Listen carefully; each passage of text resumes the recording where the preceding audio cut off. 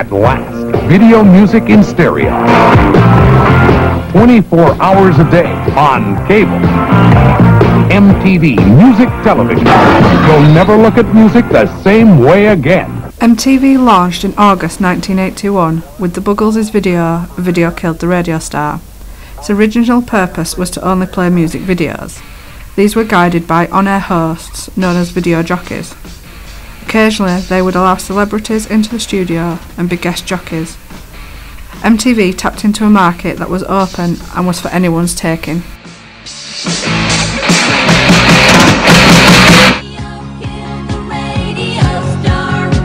In January 2003, MTV had a string of channels after branching out.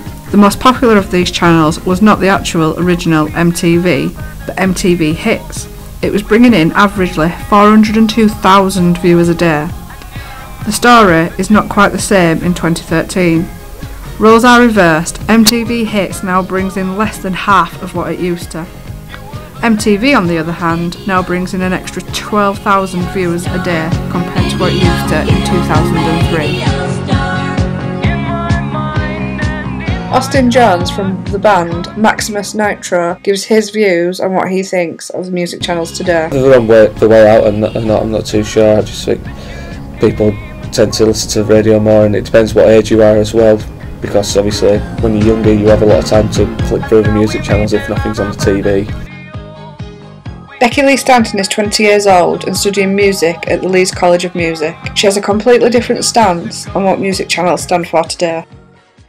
I think it's lost its importance over the years because it's because obviously shows like Pregnant Teen, I think that's what it's called, and Jersey Shore and Geordie Shore, they're all very it's meant to be music TV, that's what it stands for on TV, and it's very much about the lifestyles of people who are involved in this industry rather than, it's the gossip about the people rather than the sort of music and the importance of the music.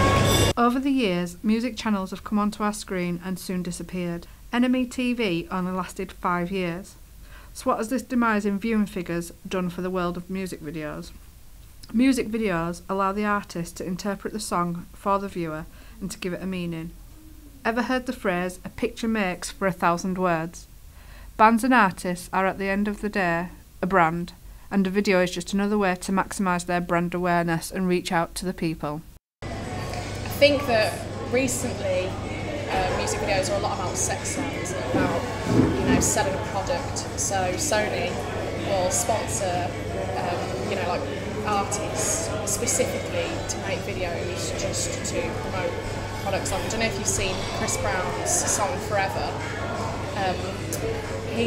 That song was created because of Wrigley's chewing gum. It's just a whole song that, as far as I'm aware, meant nothing.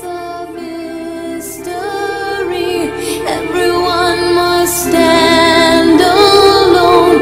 I hear you call my name. With the rise of the music channels and music videos becoming bigger, the opportunity to shock and cause a bit of publicity was of course going to happen. A controversial video meant exposure for the artist. Madonna's Like a Prayer video from 1989 is still classed as one of the most shocking music videos of all time. In it, she is with an African-American Jesus and dances in front of some burning crosses.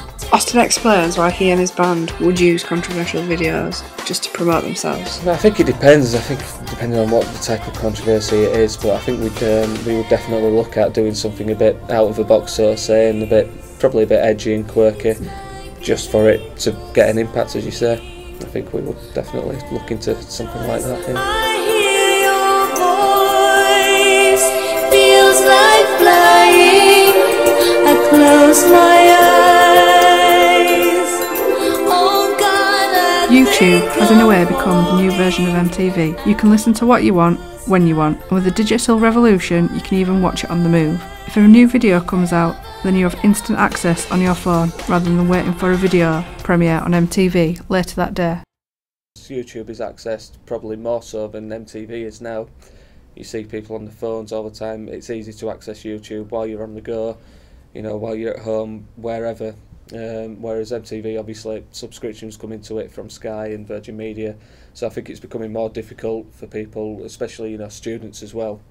I think it's difficult for students because they're unable to actually watch MTV because of not having TV licenses or whatever, but obviously they all have computers and YouTube's accessed by billions of people daily. Becky explains why she enjoys YouTube as a music channel. It just creates a massive, massive market for people who are wanting to break into the business and be heard and get a bigger fan. You don't have to be connected anymore or anything like that. You can just go on YouTube and if you're talented enough, then that tends to shine through. And it's all online, isn't it? So it's less about selling a CD and more about physically listening to the music. She's gonna teach me how to swim. I said, ooh, ooh, girl, yeah. Music videos are still an integral part of the music industry. They can help define an artist's career. Lady Gaga relies heavily on music videos so that she can project her image to the fans. So does this mean that music videos are only there now to help an artist become successful? Or is that music is becoming more about the image than it is about the music? Cause this is what the world is for. Making these lectures. So what next for music videos and the music channels? MTV figures are still going up, but are they for the programmes that it puts on, or for the actual music that it plays? Are music videos just going to be used to project an image of an artist rather than the music? Lady Gaga is all about the image. When you hear her name being mentioned, you automatically think, what's the story? Rather than, what's her talent? Or is it that music videos have been around since 1964 and music channels since 1981, and that these are just vital parts to the music industry? Or is YouTube going to take over completely?